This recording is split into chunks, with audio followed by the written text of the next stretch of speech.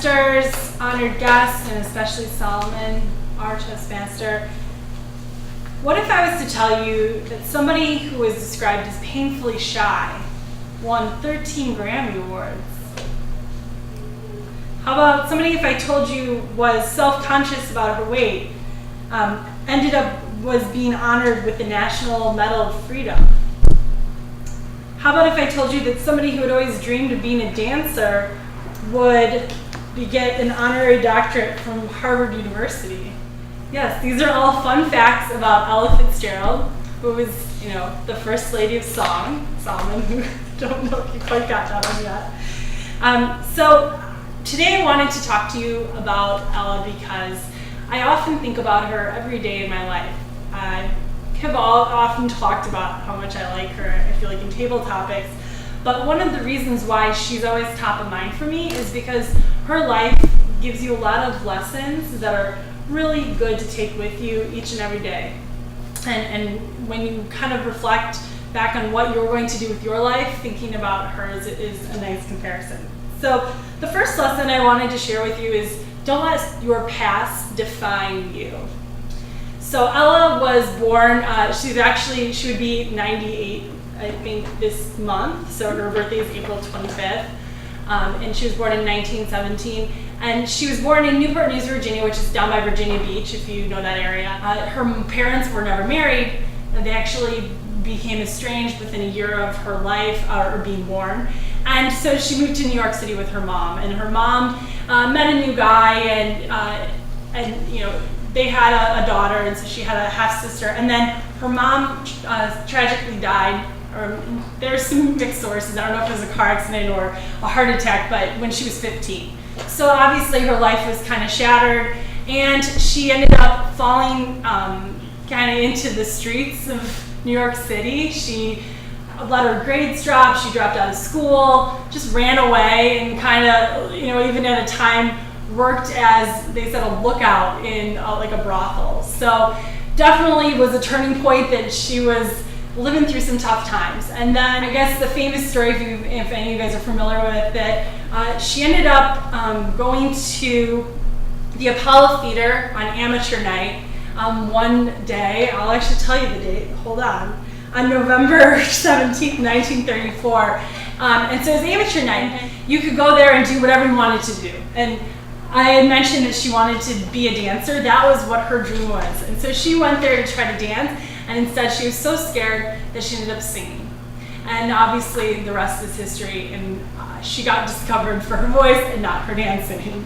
So, kind of thinking about the fact that she had a lot to overcome, a lot of things that she didn't quite see in her future as singing, and yet we all know that she became quite successful at doing that. The next lesson I always think about is love can come from unexpected places.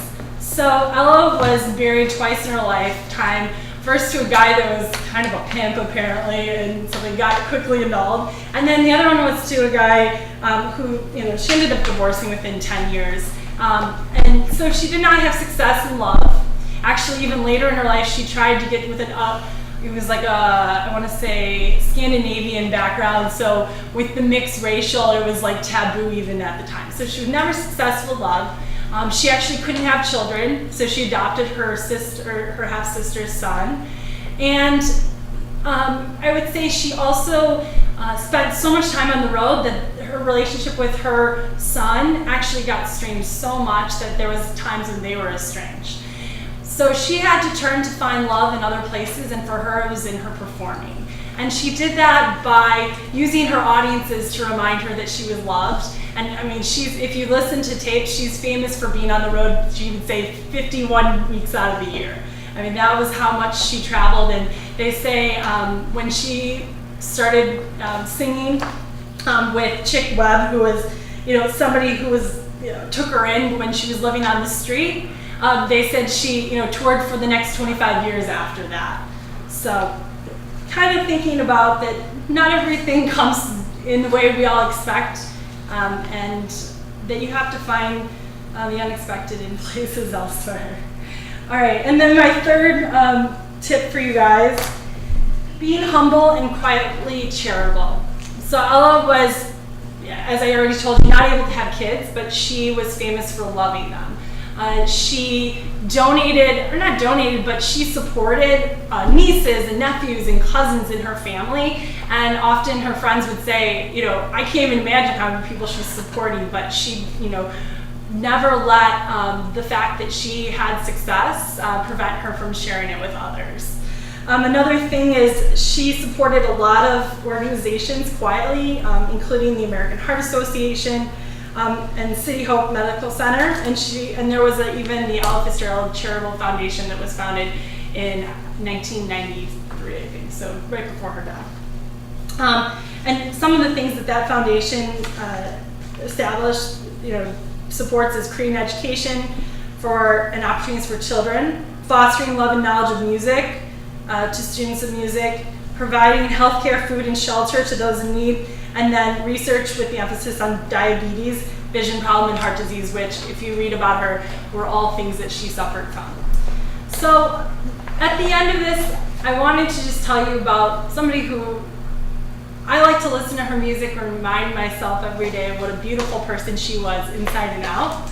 And I hope that you guys will take these life lessons and apply them to yours. So, thank you so much.